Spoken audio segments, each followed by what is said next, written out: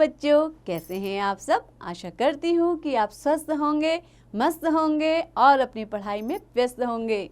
तो बच्चों, आपकी इसी पढ़ाई को आगे बढ़ाते हुए आज हम पढ़ने जा रहे हैं एक नया पाठ, एक नया अध्याय, जिसका शीर्षक है रिश्वत फंड। बच्चों, रिश्वत नाम से ही आप समझ गए होंगे कि ये पाठ क्या है। भ्रष्टाचार से संबंधित कुछ बातों की जानकारी आपको देने के लिए यहाँ पर दिया गया है।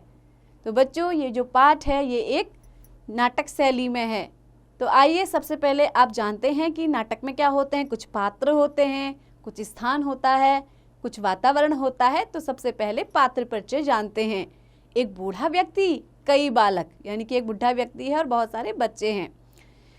सफेद लंबी दाढ़ी वाला एक जटाधारी बूढ़ा लाठी टेकता हुआ धीरे धीरे रास्ते पर चला जा रहा है।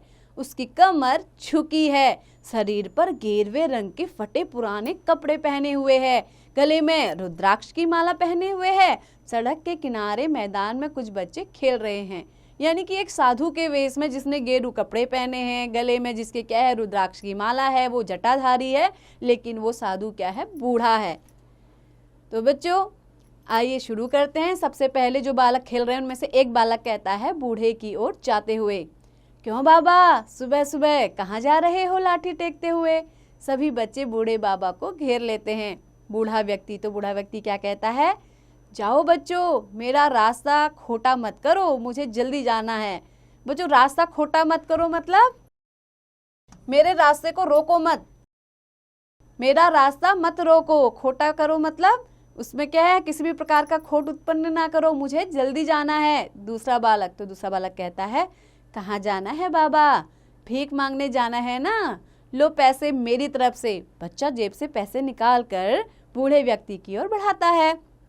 बूढ़ा व्यक्ति कड़े स्वर में क्या कहता है, ना ना बेटे, मैं कोई भिखारी नहीं हूँ, मैं भीख नहीं मांगता हूँ। तीसरा बालक व्यंग के साथ कहता है, भिखारी नहीं हो तो क्या कोई बादशाह हो। बाबा, तुम तो सच में ऐसे बन रहे हो जैसे सचमुच में कभी कोई रईस रहे हो। बच्चों, रईस का मतलब क्या होता है, अमीर रहे हो, बहुत धनी रहे हो तुम। ऐसा लग रहा है कि तुम क्या रहे हो, पहले बहुत अमीर रहे हो। चौथा बालक हंसी उड़ाते हुए क्या कहता है, अरे बाबा को ऐसा वैसा मत समझो, चांदी की चम्मच मुंह में लेकर पैदा हुए थे। सभी बच्चे एक साथ हंसते हैं। बूढ़ा व्यक्ति क्या कहता है, तुम हंस रहे हो बच्चों, सच मानो कभी मैं भी दुनिया का बहुत खुशहाल आदमी था। खुशहाल यानी कि खुश रहने वाला, हर हालत में खुश रहने वाला, खुशहाल। पहला बालक क्या कहता है, खुशहाल या मालामाल। दूसरा बालक कहता है, कभी तुम भी राजा भोज से अपने समय के, क्यों बाबा। तीसरा बालक, कभी राजा भोज थे, अब तो गंगू तेली भी नहीं है। चौथा बालक, अरे पहले भी गंगू तेली था बाबा, अब भी गंगू तेली है, बाबा बेकार में बन रहा है। पहला बालक बूढ़े से कहता है, क्यों बाबा, तुमने यह कहावत सुनी है, बदन पे नहीं लत्ता, शान दिखावे अलबत्ता। बच्चे फिर ठहाका मारकर हंसते हैं। बूढ़ा व्यक्ति वो क्या कहता है, तुम अभी नादान हो बच्चों, तुम मेरी बात नहीं समझोगे। पहला बालक कहता है, समझेंगे क्यों नहीं बाबा, जरूर समझेंगे, पर समझने वाली कोई बात तो कहो। बूढ़ा व्यक्ति क्या कहता है, यकीन करो मैं भिखारी नहीं हूँ। यकीन करो यानी कि मुझ पर भरोसा करो कि मैं कोई भीख मांगने वाला व्यक्ति नहीं हूँ, कभी मैं बहुत संपन्न आदमी था। एक बालक बूढ़े की ओर देखते हुए कहता है, बहुत संपन्न आदमी थे, क्या क्या था तुम्हारे पास बाबा। बूढ़ा व्यक्ति लंबी सांस भरते हुए, क्या नहीं था बच्चों, एक शानदार भवन था जो अब जर्जर हो गया है। जर्जर यानी कि बूढ़ा हो गया है, यानी कि बहुत ही पुराना हो गया है, जिसकी हालत अब ठीक नहीं है और गिरने ही वाला है। 32 नौकर थे जो आदेश मिलते ही मेरी सेवा में लग जाते थे। बालक कहता है, फिर क्या हुआ तो बाबा, वे सब कहाँ चले गए। बूढ़ा व्यक्ति, एक एक करके वे सभी मुझे छोड़कर चले गए। एक बालक कह रहा है, क्यों छोड़कर चले गए? तुमने उनकी पगार न दी होगी। क्यों बाबा? पगार यानी कि मेहनताना, यानी कि सैलरी। बच्चे क्या कह रहे हैं? तुमने उनकी क्या करी होगी? सैलरी नहीं दी होगी, तो वो चले गए होंगे। दूसरा बालक, हाँ हाँ जरूर बाबा ने उनकी पगार मार ली होगी। तीसरा बालक कहता है, अच्छा तो सभी 32 नौकर तुम्हें छोड़कर चले गए बाबा, और क्या था तुम्हारे पास? बूढ़ा व्यक्ति कहता है, 5 सेविकाएं थी, वे भी अब बहुत दुर्बल हो गई हैं। दुर्बल यानी कि कमजोर हो गई हैं, कभी भी मेरा साथ छोड़ सकती हैं। कई बालक एक साथ कहते हैं, तुम झूठ बोलते हो बाबा, तुम झूठ बोलते हो। हाथी मरकर भी 1.25 लाख का होता है, तुम तो 1.25 टके के भी नहीं रहे, यह कैसे? एक बालक क्या कह रहा है? अरे कुछ नहीं, खाली में सेक ही भगाता है बाबा, इतना सब था तो इस हाल में कैसे पहुंच गया यह? दूसरा बालक क्या कह रहा है? बाबा अगर तुम सच्चे हो तो इसका सबूत दो।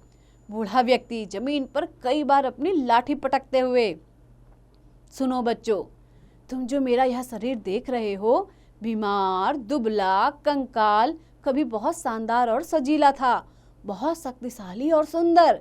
मैं इस भवन का राजा था, समय ने अब इसे खंडित कर दिया है। एक बालक गंभीरता से सोचते हुए, मित्रों बाबा ठीक कहता है, इसकी बात में दम है। दूसरा बालक, तुम्हारे शानदार भवन की बात तो समझ में आ गई बाबा, पर वह 32 नौकरों वाला तुम्हारा दावा तो हमें झूठ ही लगता है। बूढ़ा व्यक्ति ऊंचे स्वर में कहता है, झूठ नहीं है बेटे, सुनो, कुछ समय पहले तक मेरे मुंह में 32 दांत थे, यही मेरे नौकर थे। आदेश मिलते ही ये सब मेरी सेवा में लग जाते थे, मुझे खिलाते पिलाते थे, स्वादिष्ट भोजनों का आनंद देते थे। धीरे धीरे ये टूटने लगे, अलग हो गए, अब पोपले मुंह में रोटी चबाना भी मुश्किल है। एक बालक हंसते हुए, तुम तो बहुत बुद्धिमान हो बाबा, क्या बढ़िया बात बताई है। भाई वाह, मजा आ गया। तीसरा बालक कहता है, 32 नौकर और शानदार भवन का रहस्य तो खुल गया बाबा, पर वे 5 सेविकाएं? बूढ़ा व्यक्ति कहता है, हाँ अब उनकी बात भी सुन लो। वे जो 5 सेविकाएं हैं, अब वे दुबली हो गई हैं, ठीक से मेरी सेवा नहीं कर पा रही हैं। एक बालक, पर वे है कहाँ? बूढ़ा व्यक्ति, ये सेविकाएं इंद्रियों के रूप में सभी के पास होती हैं। कौन कौन सी इंद्रियां होती है बच्चों हमारी? आँख, नाक, कान, जीभ और चमड़ी। तो ये 5 क्या है हमारी सेविकाएं। कैसे? ये जो हमारी इंद्रियां हैं, इन्हीं के द्वारा ये क्या करती हैं? हमारी सेवा करती हैं। तो अब ये क्या कह रहा है बूढ़ा व्यक्ति कि ये अब क्या हो गई हैं? दुबली हो गई हैं और मेरी ठीक से सेवा कर ही नहीं पा रही हैं। तो उसने बताया कि ये कौन कौन सी थी? आँख, नाक, कान, जीभ और चमड़ी। तो बुढ़ापे के कारण अब ये कमजोर हो गई हैं। जब तक ये मेरे पास थी मैं बड़ा संपन्न आदमी था, पर अब कई बालक एक साथ कहते हैं, बाबा ने ठीक कहा, बिल्कुल ठीक कहा बाबा ने। दूसरा बालक, यह बाबा तो बड़ा विद्वान लगता है यार। बूढ़ा व्यक्ति, हाँ बेटा याद रखो, जिसके पास शरीर के रूप में एक भवन, दांतों के रूप में 32 नौकर और इंद्रियों के रूप में 5 सेविकाएं हो, वह दरिद्र नहीं होता। बच्चों दरिद्र नहीं होता यानी कि वो गरीब नहीं होता है। सब बच्चे बूढ़े की प्रशंसा में तालियां बजाते हैं। एक बालक क्या कहता है? पर बाबा इस दरिद्रता की हालत में तुम कहाँ जा रहे हो? भिक्षा तुम लेते नहीं हो फिर? बूढ़ा व्यक्ति, सुना है नगर में समाज कल्याण मंत्री आया हुआ है। एक बालक कहता है, हाँ हाँ बाबा आए हैं, डाक बंगले में ठहरे हैं, पर तुम उनसे क्या मदद लोगे? बूढ़ा व्यक्ति, मदद की बात नहीं है बालक, वह मेरा बेटा है। दूसरा बालक आश्चर्य से, तुम्हारा बेटा? क्यों झूठ बोलते हो बाबा? यदि मंत्री तुम्हारा बेटा होता तो तुम इस तरह सड़क पर मारे मारे नहीं फिरते।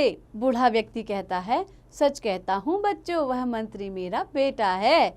कई बच्चे एक साथ कहते हैं, फिर दूर की हाँक रहा है बाबा, कहाँ मंत्री, कहाँ ये फटेहाल कपड़े, सब ठहाका मारकर हंसते हैं। बूढ़ा व्यक्ति, हंसी की बात नहीं है बच्चों, सचमुच मंत्री मेरा बेटा है। एक बालक, लगता है बाबा बिल्कुल सठिया गया है। बूढ़ा व्यक्ति, तो बूढ़ा व्यक्ति क्या कह रहा है, सारी अक्ल की बात होती है बच्चों, लगता है जैसे तुम मेरी पहेली नहीं समझ पा रहे थे, यह बात भी नहीं समझ रहे हो। बालक कहता है, अच्छा बताओ मंत्री तुम्हारा बेटा कैसे हुआ। बूढ़ा व्यक्ति, देखो बेटा, जैसे तुम्हारे माता पिता तुम्हारा पालन पोषण कर तुम्हें बड़ा बनाते हैं, वैसे ही हम जनता के लोग चुनाव जिताकर फकीर को वजीर बना देते हैं कि नहीं, तब वह हमारा बेटा हुआ या नहीं हुआ। सब बच्चे तालियां बजाते हुए एक स्वर में, हुआ, बिल्कुल हुआ, पर वह माने तब ना। बूढ़ा व्यक्ति, नहीं मानेगा तो आगे मुंह की खाएगा। एक बालक क्या कह रहा है, पर तुम मंत्री से मांगने क्या जा रहे हो बाबा। दूसरा बालक, वह तुम्हारा भव्य भवन, 32 नौकर और 5 सेविकाएं तो तुम्हें वापस नहीं दिला सकता। तीसरा बालक कहता है, वह तो अब भगवान भी वापस नहीं दे सकता है बाबा। बूढ़ा व्यक्ति, मैं वह सब मांगने नहीं जा रहा हूँ बच्चों, मैं उसके पास एक प्रस्ताव लेकर जा रहा हूँ। बालक कहता है, कैसा प्रस्ताव बाबा। बूढ़ा व्यक्ति, मैं उनसे कहूँगा कि वह अपने विभाग में एक ऐसा फंड स्थापित करे जिसका नाम हो रिश्वत फंड। एक बालक, रिश्वत फंड, तुम्हारा दिमाग तो नहीं चल गया है बाबा। बूढ़ा व्यक्ति, दिमाग नहीं चल गया है बेटे, मैं सच कहता हूँ, एकदम सच। दूसरा बालक, तुम मजाक तो नहीं कर रहे हो बाबा। बूढ़ा व्यक्ति, बिल्कुल नहीं, बिल्कुल नहीं। पहला बालक, तो बताओ इनसे तुम्हारा क्या अभिप्राय है। बूढ़ा व्यक्ति, साल भर पहले मैंने वृद्धावस्था पेंशन के लिए प्रार्थना पत्र दिया था बेटे। एक बालक, फिर क्या हुआ। बूढ़ा व्यक्ति, 125 रुपये पेंशन के लिए मांगते मांगते मेरी लाठी भी घिस गई और चप्पल भी। बालक कहते हैं, और कपड़े भी फट गए, क्यों बाबा। बूढ़ा व्यक्ति, हाँ बेटे, पर पेंशन मंजूर नहीं हुई। बालक कहता है, क्यों पेंशन मंजूर क्यों नहीं हुई। बूढ़ा व्यक्ति, समाज कल्याण कार्यालय के बापू से लेकर अधिकारी तक सभी पैसे मांगते हैं, और पैसे भी थोड़े बहुत नहीं, पूरे 500 रुपये। बालक कहता है, अरे 500 होते तो बाबा पेंशन के लिए भागता ही क्यों। दूसरा बालक, पर आजकल तो पैसा पैसे को खींचता है। तीसरा बालक, हाँ, जितना गुड़ डालोगे उतना ही मीठा हलवा होगा, जब तुम गुड़ दे ही नहीं रहे हो तो हलवा कैसे मिलेगा बाबा तुम्हें। बूढ़ा व्यक्ति, इसीलिए तो कहता हूँ मंत्री को अपने विभाग में एक रिश्वत फंड भी खोलना चाहिए। एक बालक क्या कह रहा है, ताकि ऐसा व्यक्ति जिसके 32 नौकर उसका साथ छोड़ गए हों और 5 सेविकाओं ने ठीक तरह से काम करना बंद कर दिया हो, और जो वृद्धावस्था पेंशन लेने के लिए मजबूर हो, विभाग के रिश्वत फंड से पैसे लेकर रिश्वतखोरों को दे सके। सब बच्चे ठहाका मारकर हंसते हैं। बूढ़ा व्यक्ति, अच्छा बच्चों, मैं चलता हूँ अपने प्रस्ताव सहित। सब बच्चे, हम भी चलते हैं, चलो। सब बच्चे बूढ़े के पीछे पीछे जाते दिखाई देते हैं। डाक बंगले के सामने बड़ी संख्या में लोग खड़े हैं। बूढ़ा और 3-4 बच्चे भी एक और खड़े हो जाते हैं। तभी भीतर से मंत्री जी निकलते हैं और बाहर खड़े लोगों का अभिवादन स्वीकार कर कार में बैठकर चले जाते हैं। बच्चों, अभिवादन स्वीकार करना यानी कि उनकी नमस्ते को क्या कर लेते हैं, नमस्ते नमस्कार को स्वीकार करते हैं और अपने कार में बैठ करके चले जाते हैं। एक बालक क्या कह रहा है, मंत्री जी तो गए बाबा, जैसे गधे के सिर से सींग। दूसरा बालक, नहीं रे, गधे के सिर से सींग की तरह नहीं, जैसे 32 नौकर और 5 सेविकाएं। सभी बच्चे तालियां बजाते हैं। बूढ़ा लाठी टेकता हुआ वापस आता दिखाई देता है। तो बच्चों, कैसा लगा आपको ये पाठ। आशा करती हूँ कि आपको पसंद आया होगा और आपने इसको अच्छे से समझा भी होगा। तो बच्चों, इस पाठ के लेखक हैं डॉक्टर गिरिजा शरण अग्रवाल। उन्होंने आपको इसमें क्या बताया है, इस पाठ के माध्यम से आपको बताया गया है कि भ्रष्टाचार हमारे देश में किस कदर व्याप्त है। जो भी परियोजनाएं एक आम व्यक्ति के लिए, ज़रूरतमंद व्यक्ति के लिए आती हैं, उन तक वो पहुंच ही नहीं पाती हैं। तो बच्चों, आप लोग जब बड़े हो जाएंगे तो ध्यान रखिएगा कि आप कभी भी भ्रष्टाचार में लिप्त मत होइएगा, क्योंकि ये हमारे देश को अंदर ही अंदर खोखला बना देता है। तो बच्चों, ऐसे ही पढ़ते रहिए, आगे बढ़ते रहिए और हाँ, इसका अभ्यास भी जरूर कीजिए।